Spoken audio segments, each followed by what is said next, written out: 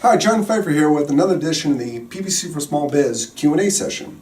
Now today's question comes from Colleen from Springfield, Illinois. And Colleen asks, how can I save money with AdWords?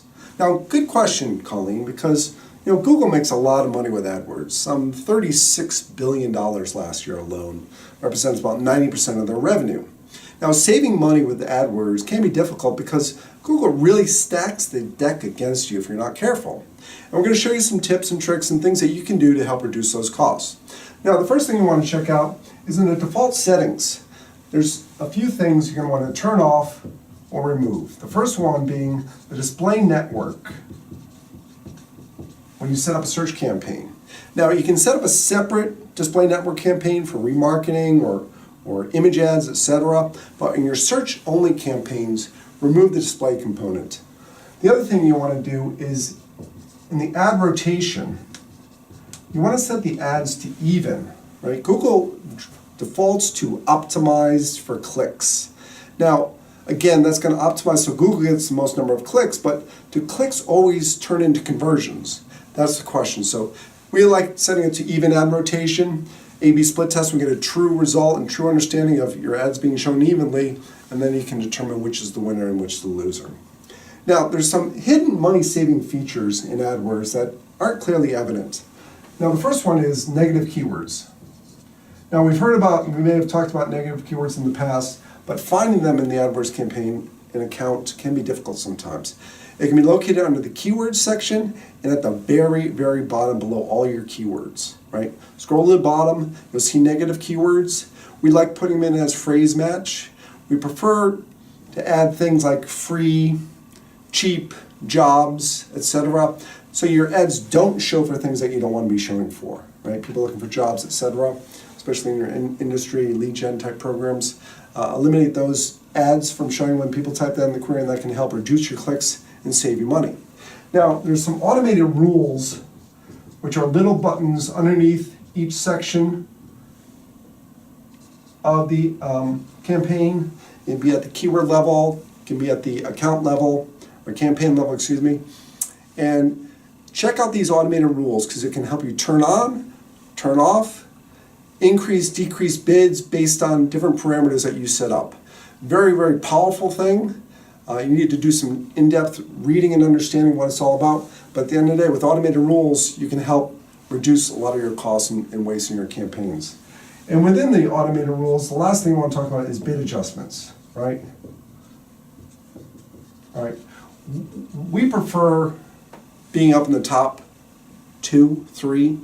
Number 1 sometimes can be bidding a little bit too high. So we drop our bids. And again, we use some of the automated rules to drop our bids when we get too high up in the search query results. And if we drop below 3, or we start to fall on the right-hand side, a lot of times we may want to increase our bids. So again, some of those automation features and bid adjustments can help reduce your costs. All right. Now, mistakes to avoid, all right, that can also blow your budget. If you use a lot of broad match keywords, right?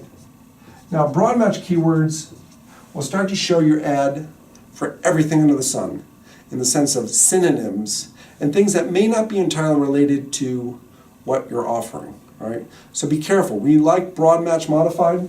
That's where you put a little plus mark in front of the keyword. That is okay to use. Phrase and exact match obviously also. So, but avoid using broad match keywords. It can help save some money there. Now, you also want to make sure that you're tracking conversions, all right? We find all too often people forget to include this. Now, typically you want to put the tracking code of your conversion code on your thank you page after someone fills out the form or makes a purchase. Or in your Google Analytics setting, you can set it up as a goal, and that will pull that data in so long as your analytics and AdWords are linked together. Now, one thing that you may not realize is if you have too many ads in your ad groups, that can also cause you to spend a lot of money. And what I mean by that is we prefer A/B split tests to give us a sort of an indication of what's working, what's not working. But if we have to rotate through multiple 3, 4, 5, 6, 7, 8 ads we've seen in some accounts we've taken over, that's going to take a lot of time to get clicks to understand what's working and what's not working, and it's going to negatively affect your campaign overall. Negative keywords, I think we talked about this before. You definitely want to include those so that, again, your ads are not showing for things that you don't want to be appearing for. Something else, maybe surprises, is researching your competition, right?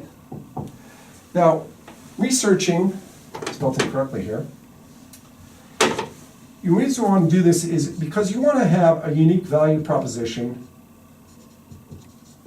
in your ad copy.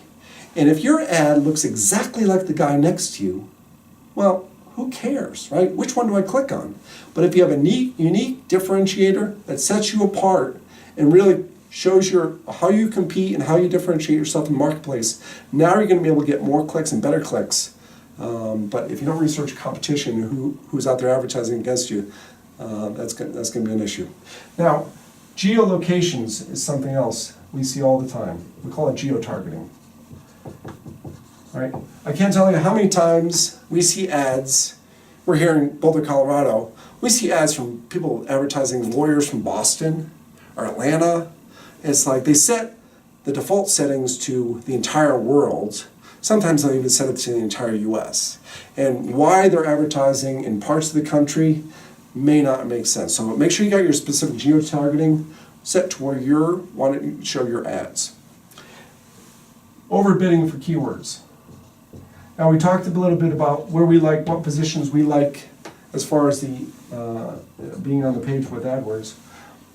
2 and 3 is our favorite. But you want to, again, keep track of your bids in the sense of your conversion value, your cost per acquisition needs to be within the metrics we've talked about in previous videos around cost per acquisitions, average lifetime value of a new customer, etc. So overbidding for keywords, and Google will give you alerts to say, hey, you've dropped below a particular level, you need to increase your bids. Be careful. The last thing, if you've not been experienced to this, it's called Adwords Express. And Google loves this, because why? It sounds like a real simple program that they've got set up, right? Give them a fixed amount of money each month, they'll set it to run, and you just walk away. Well, the problem with it is it uses only broad match keywords. The budget is set up automatically, and you can't use any negative keywords. Now, Google uses some algorithms to automatically choose keywords that they think are relevant, but may not be relevant to you and your business. And you really lack control over performance and optimization. Okay? So we recommend avoiding Adwords Express. Well, that's it for today. We hope that we've answered your question, Colleen. Thanks again. Join us for another edition down the road. If you have a question, please submit it below or send us an email. We'll hopefully answer it in another PPC for Small Biz Q&A. My name again is John Pfeiffer, and make it a great day. Thanks again.